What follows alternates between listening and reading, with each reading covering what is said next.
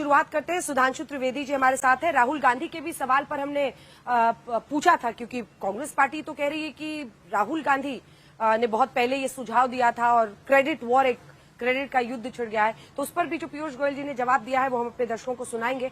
लेकिन उससे पहले सुधांशु जी आपके पास आते हुए, देखिए कांग्रेस पार्टी का तो ये कहना है, और मैंने ये सीधा स्पष्ट सवाल वाणिज्य मंत्री से भी किया था, वो तो कह रहे हैं कि भाई सरकार आपकी है, सिस्टम उनका चल रहा है। ये राहुल गांधी जी ने पहले पोस्ट किया था, ट्वीट किया था, उसमें लिखा था कि 2 स्लैब होना चाहिए, अब जाकर आपने वो किया है, दे रहा है।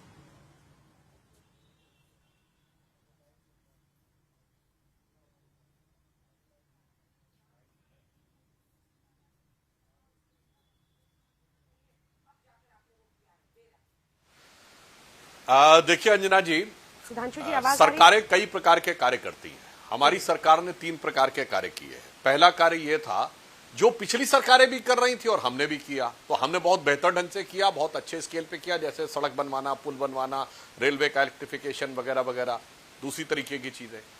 और दूसरे कार्य वो होते हैं जो पिछली सरकारें सोचती रही पर कर नहीं पाई, जैसे जीएसटी, जैसे महिला आरक्षण विधेयक। तीसरे प्रकार के वो कार्य हैं जो सरकारों ने कहा कि हम सोचा कि ये तो कभी हो ही नहीं पाएगा, जैसे धारा 370, 35 ए और राम मंदिर, तो हमने सब करके दिखाया। ये दूसरी कैटेगरी का काम है जो उन्होंने सोचा मगर कर नहीं पाए। अगर यही बात थी तो आप अपने टाइम में अपने यूपीए के घटक दलों में सहमति क्यों नहीं बनवा पाए थे। और रही बात इसकी जो कहने का प्रयास कर रहे हैं, तो एक डोनाल्ड ट्रंप है जिनको हर बात का क्रेडिट चाहिए, और दूसरे लगता है कि राहुल गांधी जी हैं जिनके सारे लोग उनको हर बात का क्रेडिट देने के लिए तैयार हैं। अब 2017 को ट्वीट दिखा रहे हैं, 2017 में तो कह रहे हैं गब्बर सिंह टैक्स है। अच्छा ये बताइए, वो गब्बर सिंह टैक्स है और उसके बाद अब ये गब्बर सिंह बकरी का बच्चा हो गया। शोले में एक डायलॉग है ना, गब्बर सिंह कोई बकरी का बच्चा तो है नहीं जिसको की बार दौड़ेंगे और पकड़ लेंगे। तो मेरे भाई 2 स्लैब चेंज होने से गब्बर सिंह बकरी का बच्चा कैसे हो गया? या तो गब्बर सिंह गलत था या अब गलत है। मगर क्या बताएं, ये वो राजशाही मनोवृत्ति का प्रतीक है। जैसे राजा होते थे ना, शहंशाह आलम, बादशाह आलम होते थे, जो कह दिया बस वो फाइनल है, सब कुछ उन्हीं का सही है, ये भी सही है तो उनका है, वो भी है तो उनका है। उस मानसिकता के कारण है। आज ईमानदारी की बात है, भी पीयूष गोयल जी जो बोल रहे थे, भारत की अर्थव्यवस्था आज एक नए मुकाम की तरफ है। मैं दर्शकों से यह कहना चाहता हूं कि WTO आया था 1995 में, और लोगों को आशंकाएं थी कि भारत को इसका नुकसान होगा, हम उसके लाभार्थी बन के उभरे। जो सेकंड स्टेज इकोनॉमिक रिफॉर्म्स आए अटल जी के दौर में, infrastructure project, national highway development project से लेके टेलीकॉम का जो रिवोल्यूशन आया, आज WTO के अप्रासंगिक होने की शुरुआत है जो अमेरिका ने किया है। अब FTAs का दौर आ रहा है, फ्री ट्रेड एग्रीमेंट। हमने UAE के साथ, ऑस्ट्रेलिया के साथ, ब्रिटेन के साथ किया है, यूरोपियन यूनियन हमसे करने में इच्छुक है। मेरा पूर्ण विश्वास है कि इस FTA के दौर में भारत और शक्तिशाली होकर निकलेगा। और मोदी जी ने जो रिफॉर्म्स किए वो स्टेप बाय स्टेप किए। मुझे लगता है कांग्रेस वाले लोग राहुल जी की जो जितनी भी बौद्धिक क्षमता उससे नहीं समझ सकते। याद करिए 2014 में सबसे पहले उन्होंने क्या कहा, जनधन अकाउंट्स, पहले अकाउंट्स खुलवाए। उसके बाद लोगों ने कहा अकाउंट में पैसा कहां से आएगा, उनके ध्यान में था डीबीटी के बाद जैम आया, जनधन आधार और मोबाइल। उसके बाद डिजिटल कनेक्टिविटी आई, उसके बाद डिजिटल ट्रांजैक्शन आया। आज यूपीआई वीजा से अधिक ट्रांजैक्शन करने वाला दुनिया का नंबर 1 का प्लेटफॉर्म बन गया। हम डिजिटल ट्रांजैक्शन में आगे हो तो अलग है। उसके बाद आप आइए, जो जो भारत की अर्थव्यवस्था सुदृढ़ हुई, हम 5वीं बड़ी अर्थव्यवस्था बने। उसके बाद इनकम टैक्स में इतनी बड़ी छूट दी, यानी उस समय आप अंजना जी याद करिए, टीवी बैठ के लोग कह रहे थे 10 लाख तक छूट मिल जाए तो बहुत बड़ी बात होगी, और 12 लाख छूट दिया। उसी प्रकार जीएसटी उस समय ट्रांजिशन के दौर में था। भिन्न भिन्न राज्यों के भिन्न भिन्न कर थे, उनके टैक्सेस के साथ एक बार शुरुआत ऐसी थी कि उनको उसी ढांचे के अनुरूप ढलने दिया जाए। तो एक बार जब सामंजस्य आ जाए तब उसको एक सामान्य, एक सहज राष्ट्रीय एक पैटर्न के ऊपर लाने का प्रयास किया जाए।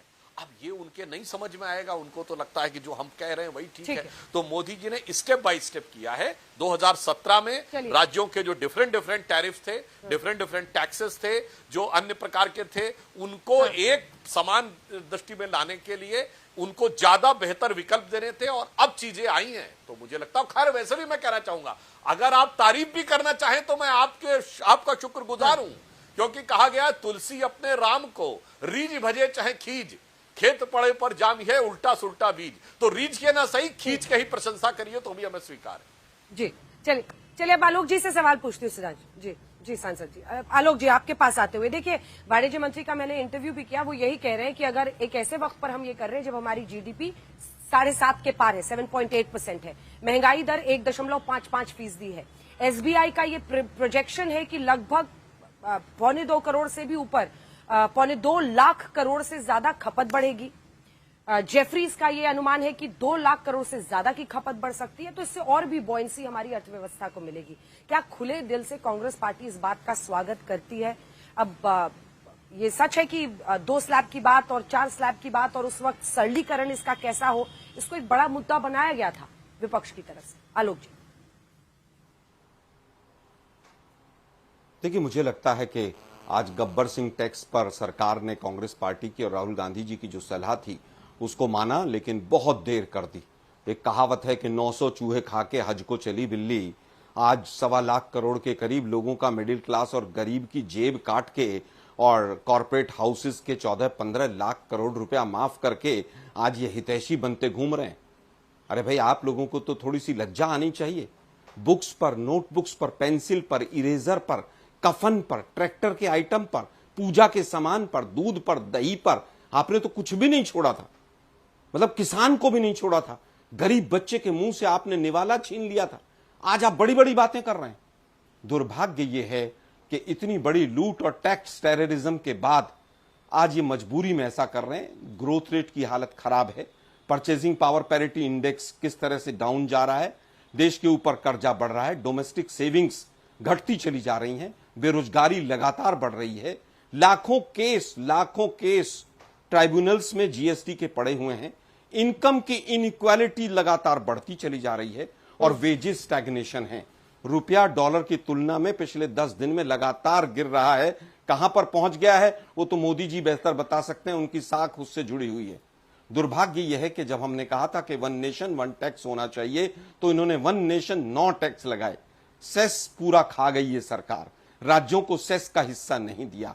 दुर्भाग्य यह है कि जिस तरह से जीएसटी पर पहले कहते थे कि विपक्ष की सरकारें नहीं बोलती, अब यह सिद्ध हो गया कि जीएसटी के ऊपर पूर्णतया, क्योंकि 33% शेयर जो है वो केंद्र सरकार का होता है, पूरा बीजेपी का कंट्रोल था। जब तक लूटना था जब तक लूटा, और आज कह रहे हैं साहब अब हमें वाही दे दीजिए।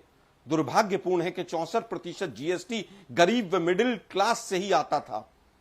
देखिए 18 और 28% में लगभग 70% आइटम थे। दुर्भाग्य यह है कि अभी भी आगे का कुछ नहीं सोचा है इन्होंने। अरे भाई, छोटे राज्य हिमाचल, उत्तराखंड, अरुणाचल प्रदेश, ये सब मारे जाएंगे। कैसे मारे जाएंगे? अगर सेंटर का जीएसटी कलेक्शन कम होगा तो उनका शेयर कम जाएगा। उनका शेयर अगर कम जाएगा, आपने तो एक तरफा फैसला लिया है, क्या आप प्रोसेस को सिंप्लीफाई करेंगे? क्या आप बेनिफिट को कंज्यूमर तक पहुंचाएंगे? क्या जो 17 से 18% सेस के रूप में जो टैक्स कलेक्शन जीएसटी के माध्यम से होता है, क्या केंद्र उसको कम करेगा? क्या उसको राज्यों को ट्रांसफर करेगा? और जो 40% का आप सेस लेकर आए हैं तंबाकू वगैरह पर, क्या उसका जो सेस लगेगा, जो स्पेशल टैक्स की कैटेगरी में रखा है, क्या उसको आप राज्यों को देंगे? क्या अगले 5 साल तक आपको स्पेशल पैकेज बेस ईयर 24-25 को मानकर क्या राज्यों की अर्थव्यवस्था को मजबूत करने के लिए कोई काम करेंगे? अभी तक कोई क्लैरिटी नहीं है। बस बिहार का चुनाव आ गया, हमें वोट दे दो, हमें वोट दे दो, इसके आगे कुछ नहीं है। 900 चूहे खाकर बिल्ली हज को चली। अभी इनकम टैक्स की बात कर रहे थे कि साहब इनकम टैक्स, ठीक है, अरे भाई पहला देश है। सुधांशु जी, इसका आप एक जवाब दीजिए, फिर मैं जाऊंगी नवल किशोर जी के पास। 3 बड़ी बातें आलोक जी कह रहे हैं। एक तो वो कह रहे हैं कि जो राज्यों को, छोटे राज्यों को खास तौर पर रेवेन्यू लॉस होगा, उसको लेकर उनका कहना है कि उसके लिए आप क्या कर रहे हैं, आगे का प्लान क्या है। वो कह रहे हैं बिहार का चुनाव आया है, अब वोट मांगने निकल गए हैं जीएसटी को लेकर, जीएसटी में राहत देकर। देखिए, मैं बात विनम्रता से कहना चाहता हूं, कांग्रेस पार्टी को सरेआम झूठ नहीं बोलना चाहिए। मैं दर्शकों को स्पष्ट करना चाहता हूं, जीएसटी काउंसिल में निर्णय बहुमत के आधार पर नहीं होता है। जीएसटी काउंसिल में निर्णय सर्वसम्मत से होता है और वो उचित भी है। अन्यथा कल के दिन कोई कहेगा कि जिस पार्टी का राज्यों में बहुमत है उसने अपना निर्णय दूसरों पर थोप दिया। 100% झूठ बोल रहे हैं कांग्रेस के लोग इस समय। 2017-18 में भी हुआ था और उस समय सदन के पटल पर, मुझे 19 में याद है। आप झूठ बोल रहे हैं सर, अपने टर्न पे बोलिए। काहे आप बीच में बिलबिलाए जा रहे हैं भाई? अरे भाई, बिलबिला क्यों रहे हैं? अपने टर्न का इंतजार करिए ना।